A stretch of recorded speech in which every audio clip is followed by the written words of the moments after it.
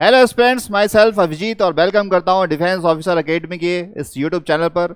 आपके मैसेजेस आ रहे थे कि सर कुछ लेके आओ, मैथ्स में कुछ लेके आइए, तो देखो मैं आपके लिए लेके आ गया। तो मैथ्स में आज हम कुछ देखेंगे। क्या देखने वाले हैं हम लोग? मैट्रिक्स और डिटरमिनेंट एक ऐसा टॉपिक हो जाता है जो बहुत ही इंपॉर्टेंट है आपके लिए। क्यों? क्योंकि इतना कंसिस्टेंट टॉपिक कोई भी नहीं है आपके एग्जाम में।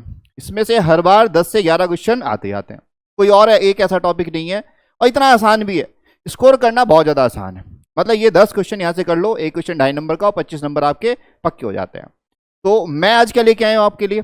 मैं लेके आया हूँ जो अभी पेपर हुआ था 2026 में, उसके प्रीवियस ईयर क्वेश्चन जो उस एग्जाम में आपके आए थे, तो वो क्वेश्चन हम देखने वाले हैं। और सिमिलर क्वेश्चन ही जो है आपके इस एग्जाम में भी देखने के लिए मिलेंगे। तो आज हम पहली क्लास में आपके लिए जो रिसेंट पेपर है जो अभी आया था उसको मैं अभी आपको सॉल्व करके दिखाऊंगा। चलिए तुम देखते हैं आगे। अच्छा ठीक है, अब ये कैसे आपको इम्पैक्ट कैसे करेगा, क्या इम्पैक्ट रहेगा इस क्लास का, किस तरीके से, क्या मैं चाहता हूं कि क्या क्या आपके लिए मैं लेके आया हूं। देखो आपने देखा है ना कि एक तरफ से सोना डालो, नहीं एक तरफ से आलू डालो, दूसरी तरफ से सोना निकालो। तो उसी तरीके का कुछ कंटेंट आपको मिलेगा कि सिर्फ ये क्वेश्चन मैं आपको कराऊंगा, एक क्लास करो 25 मार्क्स ले जाओ। ठीक है, तो है ना बढ़िया, एकदम आसान, इन्वेस्टमेंट अच्छा है ना। तो 25 मार्क्स आपके जो है पक्के हो जाते हैं इस क्लास को करने से। और कोशिश करूंगा कि प्रीवियस ईयर तो मैं आपको कराऊं, लेकिन उसके साथ साथ मैं आपको और कंसेप्ट भी साथ साथ में बताता हुआ चलूं। क्योंकि मैट्रिक्स एंड डिटरमिनेंट एक ऐसा टॉपिक है, यहाँ से जो क्वेश्चन आते हैं प्रॉपर्टी बेस्ड आते हैं। तो प्रॉपर्टी आपकी अच्छी होनी चाहिए। तो आज मैं आपको क्वेश्चन करा देता हूँ, फिर नेक्स्ट क्लास में देखेंगे इससे रिलेवेंट कुछ और भी आपके लिए ले आऊंगा। लेकिन इस टाइम मैं चाहता ये हूँ कि आपको वो चीज़ें कराई जाएँ जो कम से कम समय में आपको अधिक से अधिक आउटपुट दें। तो ये हमारा मोटिव है। तो आपके एग्जाम तक यही कोशिश करेंगे कि इस तरीके से कंटेंट को मैं लेके आऊँ, वो क्वेश्चन लेके आऊँ, वो ट्रिक्स के साथ आपके पास क्वेश्चन लेके आऊँ कि जिससे एक क्लास आपने लगाई और आपको जो है वो बहुत ज़्यादा फ्रूटफुल रहे आपके लिए। चलिए, तो 2026 के जो पेपर हुआ था उसके मैं क्वेश्चन अभी आपको कराने वाला हूँ। चलिए तो आगे चलते हैं हम लोग। देखो पहला क्वेश्चन हमारे पास कहाँ है, पहला क्वेश्चन देखेंगे हम लोग। ये रहा हमारे पास पहला क्वेश्चन। देखो ये क्वेश्चन अभी आया था इंडिया फर्स्ट 2026 में आया था। और क्या ये क्वेश्चन पहले भी आया है? हाँ बिल्कुल आया है पहले क्वेश्चन। ये क्वेश्चन पहले भी आ चुका है और पिछली बार भी आया और आगे भी आएगा। तो कुछ क्वेश्चन ऐसे होते हैं साल बदलते रहते हैं और वो आते रहते हैं। तो ये क्वेश्चन बड़ा अच्छा क्वेश्चन है। देखो इसको सॉल्व कैसे करना है। उसने कहा हमसे कि एम के इक्वल्स टू दिस वेयर के is a natural number of, देखो डेटरमिनेंट पूछना चाह रहा है। तो एट द एंड देखो वो क्या पूछ रहा है, डेटरमिनेंट पूछ रहा है ना। और ये जनरल फॉर्म में उसने लिख दिया है कि एम के equals to matrix equals to this. तो देखो बेटा सबसे पहले ये काम करो, इसको पहले डेटरमिनेंट ही सॉल्व कर लो। इसका सबसे पहले डेटरमिनेंट सॉल्व कर लो।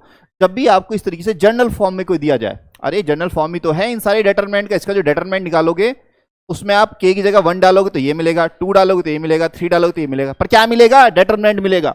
तो पहले इसको डेटरमिनेंट बनाओ, डेटरमिनेंट की जनरल फॉर्म बनाओ पहले। इसको मैं बता भी रहा हूं किस तरीके से क्वेश्चन को सोचा जाता है। ओके, तो डेटरमिनेंट में सॉल्व करता हूं। 2/2 का डेटरमिनेंट सॉल्व करना बहुत ही ज्यादा आसान है, इससे आसान कुछ नहीं है। तो जब मैं इसका डेटरमिनेंट सॉल्व करूंगा तो पहले 2 ब्रैकेट की जगह हटा के 2 वर्टिकल लाइन लगाऊंगा, तो मुझे पता चल जाएगा कि अब मैं डेटरमिनेंट को, इसकी डेटरमिनेंट सॉल्व करने वाला हूँ। k-1, यहाँ पर भी k-1 हो गया और यहाँ पर k हो गया हमारा। चलो इसको सॉल्व कर लेते हैं। ये इधर जाएगा, माइनस ये इधर आएगा, तो k स्क्वायर माइनस k-1 का होल स्क्वायर हमें मिलता है। और इसको जब मैं सॉल्व करता हूँ k square minus 2k plus 1, minus का जो है ब्रैकेट हटेगा, माइनस सबसे मल्टीप्लाई हो जाएगा, minus k square plus 2k और ये हो जाएगा हमारा -1। अब देखो कुछ कैंसिल आउट होता हुआ दिखाई दे रहा है क्या? अरे हाँ, कुछ ना कुछ तो कैंसिल होता हुआ दिखेगा ही हमें। तो कैंसिल क्या हुआ, ये देखो ये बिल्कुल कैंसिल हो गया। और जब कुछ कैंसिल होता है मैथ्स में तो हमें बड़ा अच्छा लगता है कि वाह चलो पीछा छोटा, एक्सप्रेशन थोड़ी सी छोटी हो गई। तो 2k - 1 हमारे पास आ गया। ये क्या है? m के डेटरमिनेंट। ठीक है, तो ये जो है हमारे पास हमें यहाँ पर मिलता हुआ दिखाई दे रहा है। तो ये हमें यहाँ पर मिला। ओके ठीक है, यहाँ मिल गया। अब क्या आ गया? अब देखो जैसे जैसे वो कह रहा है m1 + m2 + m50। अब देखो अगर मैं इसको लिखता हूँ कि m1 का डेटरमिनेंट प्लस m2 का डेटरमिनेंट और कहाँ तक m50 का डेटरमिनेंट, ये वो हमसे पूछना चाह रहा है। अच्छा देखो अगर मैं यहाँ पर m1 डालता हूँ, थोड़ी देर के लिए यहाँ देखो, अगर मैं यहाँ पर डालता हूँ m1 तो मेरे को क्या मिलेगा? ये मिलेगा 2 × 1 - 1, तो कितना आ जाएगा? 1 आ जाएगा। m2 में डालता हूँ तो यहाँ पर कितना आ जाएगा? 2 × 2 = 4 - 1 3 आ जाएगा। और देखो और भी अगर अच्छे से हम देखें तो मैंने आपको बताया, देखो एक चीज़ और मैं आपके साथ साथ में यही बताता हुआ चलता हूँ। देखो जब भी हम नेचुरल नंबर को लेट करते हैं तो इस तरीके से लेट करते हैं, जब भी हम इवन नंबर को लेट करते हैं इस तरीके से करते हैं, जब भी हम ऑड नंबर को लेट करते हैं तो कैसे लेट करते हैं, 2n-1 करके। यहाँ पर n की आप डिफरेंट डिफरेंट नेचुरल नंबर डालते रहो और आपको जो है 1 से लेके क्या क्या मिलेगा, अच्छे से हमें मिलता क्या है 1 3 और 5, 1 3 5 7, इस तरीके की चीजें हमें मिलती चली जाती है। तो मैं क्वेश्चन को बता रहा हूँ कि सॉल्व भी नहीं करना, जैसे तुम्हें ये दिखाई ना और फॉर्मूला है, अरे ये फॉर्मूला होता है ऑड नंबर का, ये फॉर्मूला होता है इवन नंबर का, ये फॉर्मूला होता है नेचुरल नंबर का। ये बेसिक बेसिक से बातें होती हैं जो बेसिक मैथ्स की पहली क्लास में पढ़ा दी जाती हैं कि भाई अगर कहीं लिखा होगा तो उसका मतलब समझ लेना कि हमें मिलता क्या है उससे, तो इससे हमें ये चीजें मिलती हैं। अच्छा एक चीज और पढ़ाई जाती है आपको, सम ऑफ ऑड नेचुरल नंबर,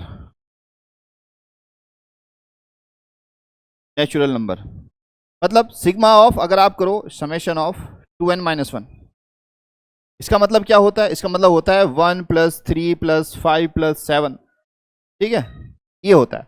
ये आपको ऐसे भी मत छोड़, ऐसे ही मत लिखो, मैं ऐसे ही बता देता हूँ आपको। देखो बेसिक भी बताता हुआ चल रहा हूँ, 1 3 5 7। अच्छा पहले 2 नंबर का सम करो, कितना आ रहा है 4, जो कि 2 का स्क्वायर होता है। पहले 3 नंबर का सम करो, कितना आ रहा है 9 आ रहा है ना, और 9 क्या होता है 3 का स्क्वायर होता है। अरे तो यहां से एक बात समझ में आ रही है ना, 2 नंबर का सम करते हैं, पहले 2 ऑड नंबर का सम करते हैं तो 2 का स्क्वायर आता है, ठीक है, आता है 2 का स्क्वायर आता है। 3 का सम करते हो तो 3 का स्क्वायर आता है, n का करते हो तो n स्क्वायर आता है, और अगर 50 का सम करो तो कितना आएगा 50 स्क्वायर, तो कितना हो गया 2500। बस ऐसे ही करना था। देखो इस क्वेश्चन में भाई यहां पर हमें क्या समझ में आ रहा है, ये इसकी वैल्यू 1 3 5 7, और ऐसे करते करते ये कौन सा नंबर होगा 15 नंबर होगा। तो इससे हमें ये पता चल रहा है कि शुरू के 50 ऑड नंबर का सम करना है। आज समझ में आई, पहला ऑड नंबर, दूसरा ऑड नंबर, तीसरा ऑड नंबर, 50वां ऑड नंबर, तो लास्ट कौन सा है 50वां, तो इसका मतलब क्या होगा 50 का स्क्वायर हो जाएगा और आंसर आ जाएगा 2500। ठीक है, इतना करने की जरूरत नहीं थी। जैसे इसको देखेगा ना, जो होशियार बच्चा होगा जिसने बेसिक मैथ्स करा होगा, उसको ये पता चल जाएगा अरे ये तो पैटर्न बन गया किसका, ऑड नंबर का, और ऑड नंबर का ही जो है सम हो रहा है, सीधे सीधे आंसर करेगा और आंसर आ जाएगा हमारा 2500। तो इस तरीके से क्वेश्चन को जो है फटाफट से उड़ाया जाता है। क्वेश्चन को लंबा कितना ही बना सकते हो, लेकिन बात यह है कि क्वेश्चन को छोटा बनाना हमें आना चाहिए, छोटा सॉल्यूशन हमें करना आना चाहिए। आपको मैंने समझाया इसलिए मुझे इतना टाइम लगा, लेकिन जैसे मैंने इस क्वेश्चन को पहली बार देखा था मैं तभी समझ गया था, डिटरमिनेंट निकालते क्वेश्चन खत्म हो जाता है। चलो आगे चलते हैं, और ये क्वेश्चन पहले भी आया हुआ है, ध्यान रखेंगे इस बात को। आगे देखते हैं हम नेक्स्ट क्वेश्चन। ये देखो, और ये ऐसी बेसिक प्रॉपर्टी है ना, मैं तुम्हें सच्ची बता रहा हूँ, मतलब ये बेसिक बिल्कुल बेसिक, इतना आसान पेपर आ कैसे सकता है, मैं तो ये सोच रहा हूँ। m + mt = हमें साफ साफ बताया जाता है कि a + b = क्या होता है, इज नॉट इक्वल टू, ये जो है आपको बता दिया जाता है कि बेटा इक्वल नहीं होता। और क्या बताया जाता है, और ये बात बताई जाती है कि ये होता है, ये होता है, ये होता है और ये नहीं होता। आप कहोगे सर ये तो ट्रांसपोज हो गया, तो बेटा ट्रांसपोज में, अगर तू ट्रांसपोज में क्या होता है भाई, ट्रांसपोज ये कहता है कि mt = m होगा, बेटा तो तब भी सॉल्व करेगा तब भी नहीं आएगा तेरा, तब भी ये गलत ही आएगा। ठीक है, तो ये आपका गलत ही आने वाला है, तो ये तो है गलत। इसकी बात करते हैं। देखो जो बच्चा जानता होगा सिमेट्रिक, जो क्या बोला है उसने, एंटी सिमेट्रिक, ठीक, एंटी सिमेट्रिक में बेटा क्या होता है, m + mt = 0, है ना। एंटी सिमेट्रिक आप ऐसे समझ सकते हो कि जैसे भाई सिमेट्रिक क्या होता है, सिमेट्रिक होता है a = a का ट्रांसपोज। कहने का मतलब ये है, जैसे मैंने यहाँ लिखा 1, और यहाँ पे मैं लिखता हूँ 2 3 2 3, यहाँ पे कुछ भी लिख दो 6 7, यहाँ पे 8, तो यहाँ पर भी 8। अगर मैं इसका ट्रांसपोज करूंगा, देखो सिमेट्रिक का मतलब क्या होता है मैं आपको ये बता रहा हूँ। सिमेट्रिक का मतलब ये होगा, इनको तो छोड़ दो थोड़ी देर के लिए, ये वाला एलिमेंट इस वाले एलिमेंट के इक्वल, ये वाला एलिमेंट इस वाले एलिमेंट के इक्वल, और ये वाला एलिमेंट इस वाले एलिमेंट के इक्वल, ये होता है सिमेट्रिक। अच्छा स्क्यू सिमेट्रिक क्या होता है भाई, स्क्यू सिमेट्रिक में इतना हो जाता है आपके लिए, मैं बताता हूँ। स्क्यू सिमेट्रिक कैसा बनता है माय डियर, स्क्यू सिमेट्रिक का एग्जांपल लिख देता हूँ मैं। देखो ये 0 होता है, डायगोनल सबसे पहली बात 0, ये b है, ये c है, ये d है, तो ये होगा -b, ये होगा -c, और ये हो जाएगा -d। ठीक। अच्छा जो ऑफ डायगोनल एलिमेंट है, डिटेल में नहीं बता रहा हूँ, फिर भी कोशिश कर रहा हूँ ज़्यादा से ज़्यादा डिटेल में बताऊँ। ये देखो ये इसका कितना है, माइनस टाइम है, ये इसका कितना है, माइनस टाइम है, और ये इसका कितना है, ये माइनस टाइम। अरे बेटा अगर तू इसका सिमेट्रिक करे, इसका ना ट्रांसपोज अगर तू करेगा, इसका अगर तू ट्रांसपोज करेगा तो तेरे को क्या मिलेगा, तेरे को ये मिलेगा 0 b c d 0 0, यहाँ पे आ जाएगा -d, यहाँ पे आ जाएगा -c, और यहाँ पे आ जाएगा -b। और बेटा इन दोनों को ऐड कर दे तो देख, इसमें ये ऐड होगा, इसमें ये ऐड होगा 0, c में ये c ऐड होगा, d में d ऐड होगा, d में -d, c में -c, b में -c, तो क्या मिलेगा, नल मैट्रिक्स मिलेगा तेरे को, मिलेगा नल मैट्रिक्स 0। तो ये वाली बात तो जो है हमारी सही है।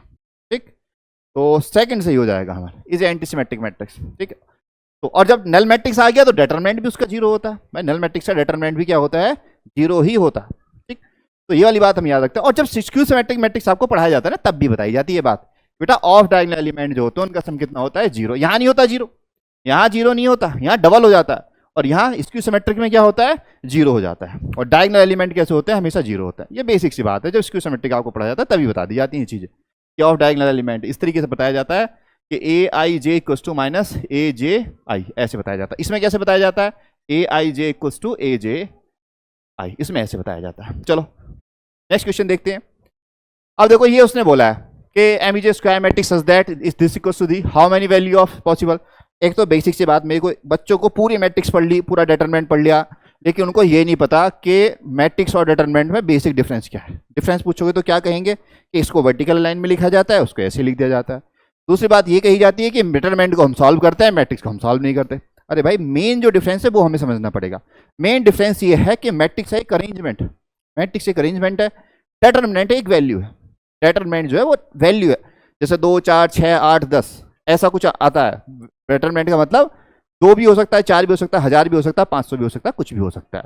लेकिन मैट्रिक्स क्या होती है, मैट्रिक्स नंबर, मैट्रिक्स क्या है, मैट्रिक्स एक अरेंजमेंट है, चीजों को अरेंज कर दिया, बैठा दिया कि तू यहाँ बैठ, तू यहाँ बैठ और तू यहाँ बैठ, हिलना नहीं यहाँ से, वो मैट्रिक्स है।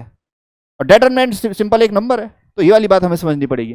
तो देखो अब जब मैं इसको मैट्रिक्स का हम डिटरमिनेंट निकालते हैं, हम डिटरमिनेंट निकालेंगे तो मैंने ऐसे लिख दिया। अब ये वैल्यू बन गई भाई, 2 4 6 8 10 कुछ भी आ सकता है, तो ये वेरिएबल भी मान सकते हो आप इसको। अच्छा एक प्रॉपर्टी और थी, एक प्रॉपर्टी ये थी, ए की पावर एन इक्वल्स टू होता है डिटरमिनेंट ऑफ ए की पावर एन, ये होता है, ये प्रॉपर्टी होती है डिटरमिनेंट की, बेसिक प्रॉपर्टी। अगर इसको नहीं पढ़ा तो फिर नहीं पढ़ा तुमने कुछ भी। तो ये इसको मैं लिख सकता हूं, और इसको थोड़ा सा ना अच्छा, जिससे हमें अच्छा लगे, तो ये कुछ भी नंबर हो सकता है, तो वेरिएबल मान लेते हैं थोड़ी देर के लिए इसको। तो इधर लेके आएंगे, एक्स कॉमन लेंगे, x square minus 1 equals to 0। एक एक्स की वैल्यू कितनी आ जाएगी, 0, और एक एक्स की वैल्यू कितनी आएगी, एक्स स्क्वायर इक्वल्स टू 1, तो x equals two plus minus 1। कितनी वैल्यू आ गई, 3 वैल्यू आ गई। कहीं है क्या ऑप्शन में 3, ये देखो 3 ये बैठा। बताओ कुछ था ये क्वेश्चन, इतना आसान आसान क्वेश्चन आए थे आपके पेपर में। चलिए अब जरा इस क्वेश्चन को देखते हैं। इस क्वेश्चन को थोड़ा सा सॉल्व करना पड़ेगा हमें, डिटरमिनेंट इसका सॉल्व करना पड़ेगा। इसको लेट करके भी कर सकते हैं, एक्स वाई जेड को हम 1 अगर यहाँ पर मान लें तो शायद तब भी हमसे हो सकता है। तो ये बहुत सारे क्वेश्चन इस तरीके के हमारे लेट करके भी हो जाते हैं, लेकिन चलो हम डिटरमिनेंट मान के इसको सॉल्व कर लेते हैं। भाई इसके अकॉर्डिंग मैं एक्सपेंशन कर रहा हूँ, इसको छोड़ूंगा, इसको छोड़ूंगा, तो y1 1 जेड, फिर ये माइनस आएगा यहाँ पर, -1 1 1 1 जेड, फिर +1 आ जाएगा, और ये आ जाएगा 1 वाई और 1 1। एक बार देख लेते हैं, 1 वाई 1 1 और 1 1 1 जेड, और 1 कितना y1 और 1 जेड। ठीक, सॉल्व करो जरा। तो y z -1 z -1 +1 -y, solve करो। X y z -x z +1, और ये हो जाएगा +1 और -y। तो x y z -x -y -z, और यहाँ पर कितना, यहाँ पर है 1 और 1 2 हो जाते हैं। इसको उसने क्या बोला है, एक्स वाई जेड को उसने बोला है क्यू, तो ये हो गया क्यू। इसको मैं -x + y + z लिख सकता हूँ, बिल्कुल बिल्कुल मैं इसको ऐसे लिख सकता हूँ। ये क्यू है, ये p है +2, और उसने क्या बोला है, if is positive then which one of the following. Positive देखो, पॉजिटिव मतलब ग्रेटर देन 0। अरे पॉजिटिव का मतलब ये तो होता है कि 0 से बड़ा तो पॉजिटिव होता है। अच्छा वो कह रहा है q + 2, तो q + 2 देख लेते हैं हम। तो q + 2 इधर है, ग्रेटर देन p, तो ये आ गया बस हमारा। क्या था इसमें बताओ, डिटरमिनेंट सॉल्व करनी थी। और इतना नॉलेज तो जब बेसिक मैथ्स पढ़ाया जाता है, सबसे शुरू में जब मैं पढ़ाता हूँ तो लॉग और इनइक्वालिटी को सबसे पहले करा देता हूँ, क्योंकि मुझे पता है बार बार आते रहेंगे, बता के नहीं आते। पूरी कैलकुलस में लॉग कहीं भी आ जाएगा, अलजेब्रा में इनइक्वालिटी कहीं भी आ जाएगी, बताएगी नहीं, अचानक से प्रकट होगी, तो इसलिए हम सबसे पहले इसको पढ़ लेते हैं। तो हमारे आंसर कौन सा मिला, option C, q + 2 = greater than p। चलिए आगे चलते हैं, नेक्स्ट क्वेश्चन देखते हैं हम अपना। अब ये देखो, ये क्वेश्चन आया था हमारे पास, बढ़िया क्वेश्चन, एक जो है बढ़िया क्वेश्चन था हमारे पास। देखो डबल डिफरेंशिएशन करना है, तो भाई डिफरेंशिएशन जब आप करते हो तो एक बार इसका करोगे, फॉर्मूला होता है इसका, एक बार इसका करो, प्लस दूसरी रो का करो, प्लस तीसरी रो का करो, इस तरीके से करते हैं। लेकिन दूसरी तीसरी रो तो कांस्टेंट है, तो वो तो 0 ही हो जाएगा जब आप इसका डिफरेंशिएशन करोगे। फॉर्मूला देख लेना इसका डिफरेंशिएशन का, मैं फटाफट से यहाँ सॉल्व कर दे रहा हूँ।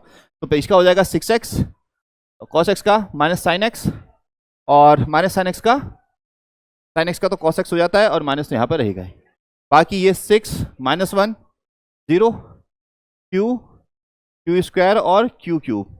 अब ये 0 आ जाएगा प्लस 0 आ जाएगा। जब इसके अकॉर्डिंग करोगे ये दोनों सेम रख के तो 0, फिर इन दोनों को सेम रख के इसके अकॉर्डिंग करोगे तो 0 आ जाएगा। अच्छा फिर से एफ डबल डैश एक्स करोगे तो फिर से वही रहेगा आपका, ये आ जाएगा 6 साइन एक्स का माइनस के कॉस एक्स आ जाएगा, और कॉस एक्स का हमारे पास आ जाएगा माइनस साइन एक्स तो प्लस के साइन एक्स हो जाएगा। 6 -1 0 Q Q square Q cube, ये 0 आगे 0 0 0 ही आ जाता है, क्योंकि इसके अकॉर्डिंग करोगे तो 0, इसके अकॉर्डिंग करोगे तो ये 0, और एक रो या कॉलम 0 हो जाता है तो पूरा 0 हो जाता है। अच्छा देखो हमने इसके अकॉर्डिंग किया। अब वो क्या कह रहा है कि भाई एक्स की वैल्यू कितनी डालनी है, 0 डालनी है। चलो 0 डाल देते हैं। अब मैं यहाँ पर अगर 0 वैल्यू डालता हूँ तो cos 0 कितना हो जाएगा जरा बताना।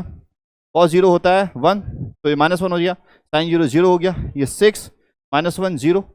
और आगे तुम्हें सॉल्व भी करने की जरूरत नहीं है, अब तुम्हें भाई साफ साफ नजर आ रहा है ये दोनों रो कैसी हो गई। अरे भाई रो 1 = रो 2 हो गया, और जब ऐसा डिटरमिनेंट में होता है तो आंसर कितना आता है, 0 आता है। बेसिक प्रॉपर्टी है डिटरमिनेंट की, ये डिटरमिनेंट की बेसिक प्रॉपर्टी होती है। 2 रो या 2 कॉलम आइडेंटिकल या प्रोपोर्शनल, तो हमारा आंसर क्या आता है, आइडेंटिकल प्रोपोर्शनल तो या 0 हो जाए तो क्या आता है, आंसर 0 आता है। बस काम खत्म हो गया इसका यहीं पे। चलो आगे देखते हैं, नेक्स्ट क्वेश्चन देखते हैं हम अपना। अब देखो ये क्वेश्चन है, अब अगर आप इसको थोड़ा सा नोट करो, देखो एक चीज़ तो ना आपको क्या करनी है, क्वेश्चन को ना देखना आना चाहिए। क्वेश्चन को थोड़ी देर देखो, उसको ऑब्जर्व करो।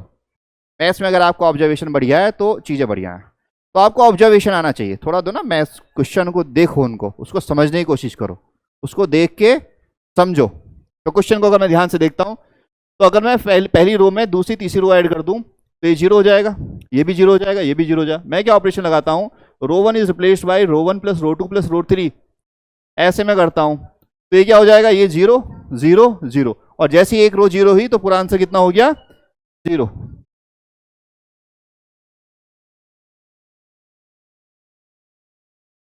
ठीक है, तो ये क्या हुआ यहाँ पर, तो हमने देखा आंसर कितना है हमारे पास, 0 आ गया। अच्छा देखो अब ये क्वेश्चन है हमारे पास, ये बढ़िया क्वेश्चन था। देखो ये मैं मानता हूँ कि हाँ भाई देखो ये क्वेश्चन तो अच्छा था, ये क्वेश्चन हमारे पास बढ़िया था। अभी तो काफ़ी सारे क्वेश्चन बचे हुए हैं, चलो जल्दी जल्दी सॉल्व करते हैं हम लोग। देखो भाई एक बात समझ लेना, उसने बोला है क्यूब रूट ऑफ यूनिटी, तो क्यूब रूट ऑफ यूनिटी के लिए एक तो हम किसी को क्या मान लेना, जैसे पी है इसको मान लेना 1, क्यू को मान लेना आप ओमेगा, और आर को मान लेना आप ओमेगा स्क्वायर। ये तो होते हैं क्यूब रूट ऑफ यूनिटी। और इनका अगर आप पी का स्क्वायर करोगे तो 1 आएगा, क्यू का स्क्वायर करोगे तो ओमेगा स्क्वायर आएगा, और आर का स्क्वायर करोगे तो ओमेगा की पावर 4 आएगा। इसको मैं लिख सकता हूँ ओमेगा इंटू ओमेगा क्यूब, और ओमेगा क्यूब की वैल्यू होती है 1, तो ये आ जाएगा ओमेगा। तो आपको क्या पता चला, ये कॉम्प्लेक्स नंबर में बताया जाता है। तो देखो पी स्क्वायर आपके पास 1 है, क्यू स्क्वायर आपके पास कितना है, ओमेगा स्क्वायर है, और आर स्क्वायर आपके पास कितना है, ओमेगा। तो घूम फिर के बात वही आ गई कि एक 1 एक ओमेगा और एक ओमेगा स्क्वायर, तीनों जो है ये भी तीनों भी क्यूब रूट को ही रिप्रेजेंट कर रहा है। अच्छा उसके बाद क्या करना है, उसके बाद ये करना है, हमें ये पता है बेटा, अगर तुम्हें ये नहीं पता तो तुम्हें कुछ नहीं पता, फिर तुम्हें कुछ नहीं पता, तुमने कुछ नहीं पढ़ा आज तक, अगर तुम्हें ये बात नहीं पता, ये बात हम याद रखते हैं। तो यहां से मैं क्या कह सकता हूं, अरे भाई यहां से मैं कह सकता हूं कि पी स्क्वायर और प्लस ओमेगा की जगह मैं रख देता हूं आर स्क्वायर और plus q square equals to 0। यहां से आप डिफरेंट वैल्यू निकाल सकते हैं। जैसे P square plus q square की वैल्यू निकालोगे यहां से तो कितनी आएगी भाई, P square plus q square की वैल्यू निकालेगा तो तेरे को मिलेगी आर स्क्वायर माइनस के। तो मैं यहां लिख सकता हूं, देखो इसकी जगह लिख सकता हूं माइनस आर स्क्वायर, ये आर स्क्वायर और ये आर स्क्वायर ऑलरेडी है, ये पी स्क्वायर ऑलरेडी है। यहाँ पर मैं लिख सकता हूँ माइनस के पी स्क्वायर, और ये पी स्क्वायर ऑलरेडी है। यहाँ पर मैं क्या लिख सकता हूँ, क्यू स्क्वायर ऑलरेडी है, यहाँ पर लिख सकता हूँ माइनस के क्यू स्क्वायर जो है मैंने यहाँ पर लिख दिया। अच्छा अब क्या करना है, देखो भाई अब हम क्या कर सकते हैं यहाँ पर, अगर मैं इसको ऐड कर दूं, अच्छा वो कह रहा है is equal to what, minus r square हो गया हमारे पास। अगर मैं इन दोनों को ऐड कर दूं, अच्छा एक काम करते हैं हम ना इस तरीके से, अगर देखो इस कॉलम में मैं ये वाला कॉलम ऐड कर दूं और इसमें भी ये वाला कॉलम ऐड कर दूं, चलो ऐसे करते हैं। अगर इसमें मैं कॉलम 2 में कॉलम 1 ऐड करूं, कॉलम 3 में मैं कॉलम 1 ऐड कर देता हूं, तो ये 0 ये 0, चलो ऐसे कर लेते हैं। Column 2 is replaced by column 2 plus column 1, column 3 is replaced by column 3 plus column 1। तो हमें क्या मिलेगा, देखो पहले कॉलम में कोई चेंज नहीं होगा, पी स्क्वायर क्यू स्क्वायर में कोई चेंज नहीं होगा। अच्छा ये क्या बन जाएगा, ये बन जाएगा 0, ये भी बनेगा 0, अच्छा ये बनेगा 0, ये बनेगा 2p स्क्वायर, ये बनेगा 2q स्क्वायर, और ये बनेगा 0। ठीक है ये बन गया हमारा। और अगर मैं किसके अकॉर्डिंग एक्सपेंशन करता हूँ इसका, इसके अकॉर्डिंग अगर मैं एक्सपेंशन कर दूँ तो माइनस आर स्क्वायर बाहर है, अच्छा एक काम भी तो कर सकते थे हम, अरे ये तो बहुत आसान हो जाएगा, इतना भी नहीं करना भाई। इससे ऊपर से आर स्क्वायर कॉमन ले लो, यहाँ से पी स्क्वायर कॉमन ले लो, यहाँ से क्यू स्क्वायर कॉमन ले लो, हाँ का आंसर जो है 4 आएगा।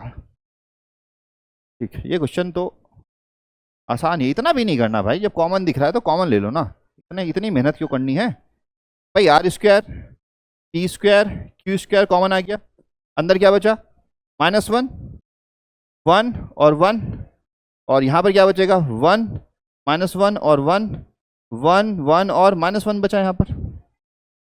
तो r square p square q square, और जब आप इसको सॉल्व करोगे ना तो ये +4 आएगा इसका आंसर। चलो मैं सॉल्व भी कर देता हूँ, लेकिन पहले मैं इसमें एक ऑपरेशन लगाता हूँ कि C2 is replace by C2 + C1, C3 is replace by C3 + C1। ठीक, तो ये आपको क्या मिलेगा, और भी आसान हो जाएगा, -1 1 और 1, ये 0 ये 0 ये 0 और ये 2 ये 2 और ये 0। अब आप इसका एक्सपेंशन करोगे तो p square q square r square तो बाहर ही बैठा रहेगा, और जब आप इसको सॉल्व करोगे तो ये आएगा आपके पास, इसकी वैल्यू आ जाएगी आपकी 4, क्योंकि 2 2 जा 4 माइनस क्यों, माइनस बाहर बैठा रहेगा। अच्छा इसकी वैल्यू कितनी होगी कोई बताएगा? देखो भाई क्या होता है, p square q square r square क्या था, ये था 1 × ओमेगा स्क्वायर, तो हो गया ओमेगा क्यूब, और ओमेगा क्यूब की वैल्यू दुनिया जानती है 1 होती है। ठीक, तो यहाँ पर आ जाएगा आपका 1 × 4, मतलब आंसर आ गया आपका 4 जो है आपका आंसर। कहाँ रे 4, तो ये बैठा 4, चलो 4 आंसर हो गया। चलो आगे चलते हैं फटाफट से, चलो आगे देखते हैं। अच्छा ये रहा हमारा क्वेश्चन, डिटरमिनेंट A = इतना, वे 80 is the transpose of matrix A = आसान है क्वेश्चन भाई, हमें पता है कि A की वैल्यू पूछ रहा है, और इस बात को हम सब जानते हैं, मैंने अभी भी देखा कि A = 80 होता है, क्योंकि कैसा है, अरे ये है is the transpose A is a square matrix such that. तो देखो ट्रांसपोज की डिटरमिनेंट वैल्यू और इसकी डिटरमिनेंट वैल्यू दोनों की सेम ही आती है।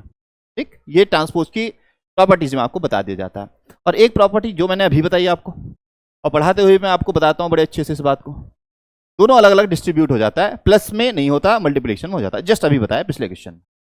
तो इसको ऐसे लिख दो, इसको ऐसे लिख दो, और इसकी जगह मैं लिख सकता हूँ, ये लिख सकता हूँ, और ये क्या हो गया, ये तो डिटरमिनेंट A का स्क्वायर होगा, डिटरमिनेंट की वैल्यू -2 का स्क्वायर कितना हो गया, 4 हो गया। क्या 4 कहीं है ऑप्शन में? बिल्कुल, ये रहा लो 4 का भी ये भी आंसर आ गया। चलो आगे चलते हैं, ये सारे क्वेश्चन अभी आए थे आपके एग्जाम में। अब देखो जरा इस क्वेश्चन को देखो, matrix is a symmetric matrix then its inverse is also a symmetric. देखो हमेशा सिमेट्रिक मैट्रिक्स की प्रॉपर्टी आपको बताई जाती है कि अगर A हमारा क्या है, सिमेट्रिक है, अगर A आपका क्या है, सिमेट्रिक है, सिमेट्रिक, तो जितने A की कुछ भी पावर करो, A का इन्वर्स करो, A के साथ कुछ भी करो, आप क्या आता है, वो सिमेट्रिक आता है ज़्यादातर केसेस में। तो A इन्वर्स भी कैसा होगा, ये भी सिमेट्रिक होगा। तो ये वाली बात जो है बिल्कुल सही है। दूसरा क्या कह रहा है, पहला वाला सही है, पहला वाला देखा ना अभी हमने। अच्छा दूसरा क्या कह रहा है, देन n इज greater than matrix is singular matrix then adjoint is also singular. देखो सिंपल सी बात है भाई, A इन्वर्स जो है हमारे पास, ये भी अगर आप एडजॉइंट निकालोगे तो एडजॉइंट अपॉन डिटरमिनेंट A, और ये सिंगुलर है मतलब इसकी वैल्यू 0 है, तो इधर जाके 0 हो जाएगा। तो एडजॉइंट भी क्या आ जाएगा हमारे पास, एडजॉइंट क्या आ जाएगा, एक नल मैट्रिक्स आ जाएगा हमारे पास, मतलब 0 के इक्वल्स 2 आ जाएगा। तो इसकी डिटरमिनेंट वैल्यू भी कितनी होगी हमारे पास, 0 हो जाएगी। Then its adjoint is also a singular matrix. तो ये देखो ये वाली बात भी जो है ना हमारी बिल्कुल सही होती है कि आप अगर ये, एक सेकेंड, अगर आपको ये कभी बोला जाए कि एक मैट्रिक्स है वो सिंगुलर है, सिंगुलर मतलब भाई डिटरमिनेंट क्या है आपके पास, जो 0 आ रहा है, तो एडजॉइंट, देखो एडजॉइंट A क्या होता है, इसकी एक प्रॉपर्टी होती है determinant of A raise to the power n-1। तो अगर ये 0 तो ये भी 0 आ गया, बस ये प्रॉपर्टी होती है, ये भी इंपॉर्टेंट प्रॉपर्टी है। एडजॉइंट और इन्वर्स की प्रॉपर्टी को दोनों को एक साथ पढ़ाता हूँ मैं क्लास में, वहाँ पर मैंने पढ़ाई है। चलो आगे चलते हैं। अच्छा ऑप्शन है क्या कहीं? हाँ तो ये सही है, बस ओनली 2 सही है। चलो आगे चलते हैं, नेक्स्ट क्वेश्चन देखते हैं हम अपना। अब देखो ये क्वेश्चन पूछ रहा है आपसे एक बहुत ही शानदार प्रॉपर्टी बच्चों, बहुत ही इंपॉर्टेंट। वो क्या कहती है, वो ये कहती है एडजॉइंट A इक्वल्स टू ये A, adjoint A into A equals to determinant of A into I, ये आता है। अब उसने कहा है कि M इंटू एडजॉइंट A, तो सब पे इन्वर्स लगा दो, मतलब ये लगा दो, डिटरमिनेंट लगा दो। तो A इंटू एडजॉइंट A का अगर मैं डिटरमिनेंट करूंगा तो ये इक्वल्स टू हो जाएगा, अभी बताई प्रॉपर्टी, अरे एक ही प्रॉपर्टी से सारे क्वेश्चन दे दिए उसने, इससे आसान क्या ही हो सकता है बच्चों पेपर। फिर भी पेपर नहीं निकलता, 25 नंबर तो फ्री के होते हैं मैट्रिक्स एंड डिटरमिनेंट के। तो और ये किसके इक्वल टू होता है, ये इक्वल्स टू होता है इसके। और देखो इसके बाद डिटरमिनेंट वैल्यू निकालोगे आप सब दोनों की, तो ये इसकी तो 1 ही आती है, तो डिटरमिनेंट A के ही इक्वल आ जाएगा हमारा ये। ठीक है, डिटरमिनेंट A के इक्वल जो है हमारा ये आ जाता है। और कहाँ है, ठीक है। और क्या दिया उसने, value of m into adjoint of m। अच्छा m उसने हमें दे दिया है, चलो तो इसको देख लेते हैं हम एक बार। हाँ अब देखो एक चीज़ हमें करनी है, हमें क्या करना है यहाँ पर, इसकी हमें वैल्यू निकालनी है। अच्छा यहाँ पर m दिया है उसने, रुको जरा, m determinant adjoint of m, ये उसने हमें दिया है। तो देखो हम इसको क्या करेंगे, डिटरमिनेंट m, क्या मैं ऐसे कर सकता हूँ, ठीक है, इसकी जगह मैं उसको रख देता हूँ सीधा, डिटरमिनेंट ऑफ m। इस इन सारी प्रॉपर्टी से मैंने ये बताया कि भाई देखो ये इस तरीके से होता है, ठीक है। और हम इसको कई बार इसको डायरेक्ट भी याद कर लेते हैं, ये प्रॉपर्टी है। अच्छा अगर मैं यहाँ से देखूँ तो ये क्या है मेरे पास, इसको मैं बोल सकता हूँ आई, ये लिखा हुआ है इसका डिटरमिनेंट। और ये जब बाहर आएगा, नहीं तो गड़बड़ हो गई बच्चों, क्या कर दिया हमने, एम ऑफ एडजॉइंट ए। भाई इतना करने की जरूरत क्या थी हमें, अरे इतने भी जरूरत नहीं थी, रुको जरा भाई, इसका एम निकालो, ये एम निकाला हमने, और ये आएगा, ये तो आ जाए डिटरमिनेंट 8 आ जाएगा। और एडजॉइंट ऑफ एम कितना होता है, एडजॉइंट ऑफ एम का डिटरमिनेंट, अरे ये तो बहुत ही आसान था, ऐसे भी करने की जरूरत नहीं थी, n-1। तो ये कितना हो जाएगा, 8 की पावर, इसका ऑर्डर है 3, 3 माइनस 1 कितना आ जाएगा 2, तो ये हो जाएगा 64। तो 8 इंटू 64 कितना हो जाएगा, 512। लो ये आ गया आंसर। उतना उससे भी करने की जरूरत नहीं है बच्चों, इस प्रॉपर्टी में जाने की जरूरत नहीं है आपको, चलो मैंने बता दी, फिर भी आपको काम आ जाएगी आपके कहीं ना कहीं, ठीक। तो ऐसे कर सकते हो आप सीधा, क्वेश्चन शुरू होते ही खत्म है, इतने आसान क्वेश्चन है, ठीक है। तो देखो ये सारे क्वेश्चन जो है लगभग 10 से 11 क्वेश्चन थे, और मैं तुम्हें सच्ची बता रहा हूँ, अगर तुम्हें ना एनडीए का एग्जाम तुम दे रहे हो ना, और तुम्हें कुछ पढ़ना है सबसे पहले, तो वो यही टॉपिक है जो तुम्हें पढ़ना चाहिए, ठीक। ये वो टॉपिक है जो सबसे पहले तुम्हें पढ़ना चाहिए, नजर ना लगे इस बात को, लेकिन मैं सच्ची बता रहा हूँ, इतना कंसिस्टेंट टॉपिक कोई नहीं रहा, इतना कंसिस्टेंट और इतना आसान टॉपिक जिसमें स्कोर करना सबसे ज़्यादा आसान है। 25 नंबर में फ्री के मानता हूँ।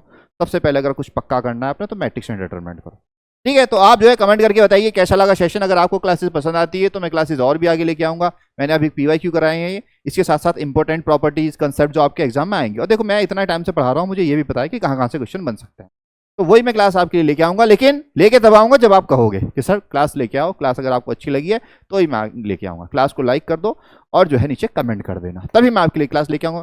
चलिए मिलते हैं नेक्स्ट क्लास में, टिल देन बाय बाय।